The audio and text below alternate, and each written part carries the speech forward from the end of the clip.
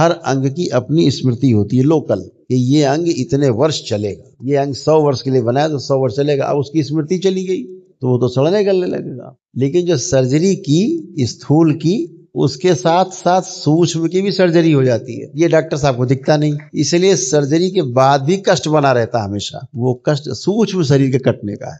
तो सूक्ष्म जगत के लोग यही स्मृतियां चुरा लेते हैं। कभी आपकी आंखों की स्मृति चुरा ली, किसी ने हृदय की चुरा ली, किसी ने कोई चुरा ली। अब आपका तो वही अंग सड़ने गलने लगा। अब करते रहो इलाज, यार दवाई नहीं असर कर रही। यही सब में होता है, कैंसर में भी होता है, बड़े बड़े सब रोगों में।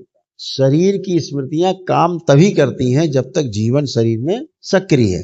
जिस दिन शरीर से जीवन निष्क्रिय हो जाएगा, शरीर को जीवन छोड़ देता है, उस दिन जितने अंगों की स्मृतियां हैं वो भी निष्क्रिय हो जाती हैं, नष्ट हो जाती हैं। फिर शरीर धीरे धीरे सड़ने गलने लगता है, डिकम्पोज हो जाता है। तो आपके प्रार्थना संकल्प से जब आप दरबार पहुंचते हो तो ये सब गंदगी हटती है और आपके सभी अंग प्रत्यंग सब व्यवस्थित किए जाते हैं, तब आप स्वस्थ होते। तो दरबार क्या करता है? बीज नष्ट करता है।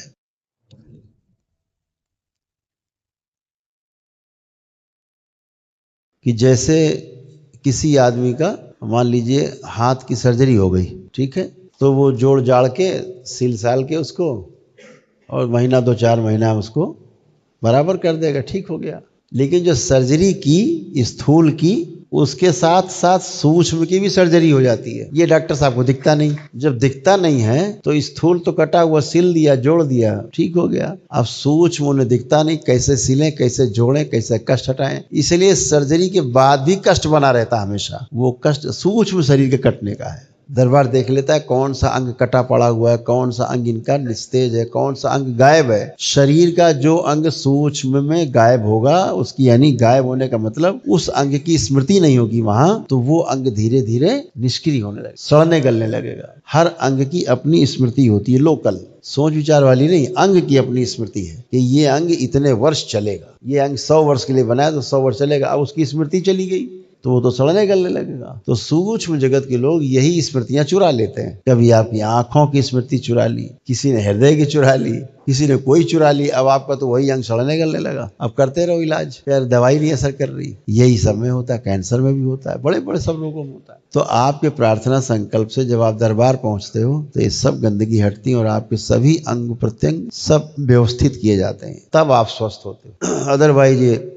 जिंदगी भर इलाज करते रहते हैं। तो लोकल अंग की स्मृतियां अलग हैं और जो जीवन में हमारे चित्त है, चित्त में रहने वाली जो स्मृतियां हैं वो अलग है। अगर वो स्मृतियां जीवन बाहर हो जाएगा तो शरीर की जो स्मृतियां हैं अंगों की, वो अपने आप ही नष्ट हो जाती हैं। शरीर की स्मृतियां काम तभी करती हैं जब तक जीवन शरीर में सक्रिय है।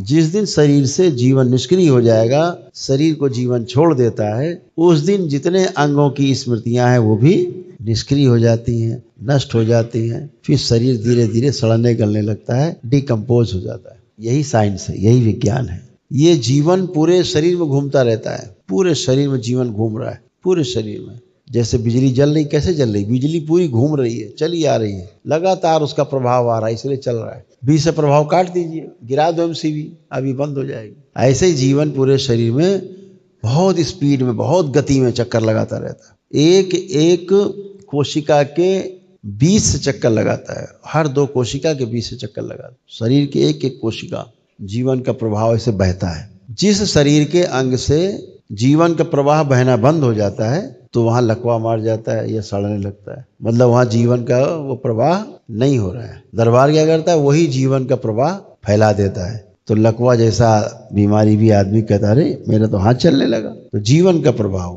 सतत प्रवाहित होने लगता है, बहने लगता है। तो ऐसे ही तमाम कष्ट रोग, वो आपकी जो ऊर्जा है जीवन की, जीवंत ऊर्जा, उसी से संचालित होता है। तो हमेशा ध्यान रखो, कभी कोई, अभी तो डॉक्टर साहब लोग जो विज्ञान है वो कहता है कि स्मृतियां सब मस्तिष्क में रहती, हाड़ मांस के शरीर में, यहाँ कोई स्मृति नहीं रहती। जीवन अपनी स्मृतियों के साथ गायब होता है तो मरता हुआ आदमी अपने परिजनों को जो सामने खड़े उनको भी पहचानना भूल जाता है। आंखें फाड़ फाड़ के देखता, पहचान नहीं पाता, क्योंकि स्मृतियां सब उसकी जा रही होती हैं बाहर। जीवन बाहर जा रहा है तो स्मृतियां भी बाहर जा रही हैं, जान पहचान लेना देना सब भूल रहे हैं। तो बेहोशी जैसा लगता है, अरे पहचान ही नहीं पा रहे काका। काका को हेले, काका काका देखो फलाने आए हैं, काका देख रहे हैं, काका हो तो बोले।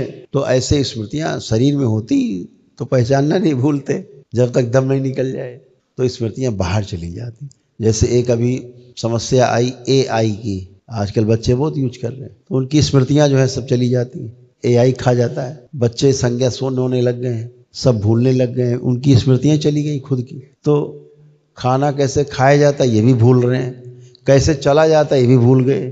काम करना है 10 मिनट वाला काम को 10 घंटे में नहीं पूरा हो रहा, स्मृतियाँ गायब है। दरबार तुरंत लाता है, उनकी स्मृतियाँ देता है, कवच प्रदान करता है, तमाम तरह से मिनटों में फिर से उसको सक्रिय कर देता है सारा। तो स्मृतियाँ शरीर में नहीं है। जैसे पागल व्यक्ति, उसकी स्मृतियाँ नहीं रहती, बिखर जाती हैं, बाहर चली जाती है। जीवन अंदर है, जो चित्त का भाग गड़बड़ हो गया है तो स्मृतियाँ बाहर बहने लगती हैं। तो जब आप ध्यान साधना करते हो तो वो सभी स्मृतियाँ खिंच के आप में आती हैं जो आपको तंग करती हैं। सबसे पहले वो स्मृतियाँ खिंच के आती हैं जिनसे आप तंग हो।